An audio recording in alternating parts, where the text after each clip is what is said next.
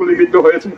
আমাদের নায়েবে আমির সাহেব মুফতি ফয়জুল করিম সাহেবের যে মিছিল নিয়ে উনি 144 ধারা ভঙ্গ করে যখন সবাইকে ঢাকার দিকে আহ্বান করেছিলেন, সে আহ্বানে সাড়া দিয়েছে। পীর সাহেব চরমুনায় ঘোষিত প্রত্যেকটি প্রোগ্রামে সে সামনে থাকতো। এমনকি রসুল সাল্লাল্লাহু সাল্লামের অবমাননার প্রতিবাদে যে বিক্ষোভ মিছিল ঢাকাতে হয়েছে, সেই মিছিলটাতে সে সবচেয়ে সামনে রয়েছে। আল্লাহ যেন তাকে শহীদ হিসাবে কবুল করেন, আমরা সবাই দোয়া করি। সর্বোপরি আমরা বলে এসেছি, তার বাড়িতে আমরা দেখা করে এসেছি, তার অন্তঃসত্ত্বা স্ত্রীর যাবতীয় চিকিৎসার ব্যয় বার ইসলামী আন্দোলন হবিগঞ্জ বহন করবে ইনশাল্লাহ। আমরা বলে এসেছি, তার পাশে আমরা আছি, সারা বাংলাদেশ আছে।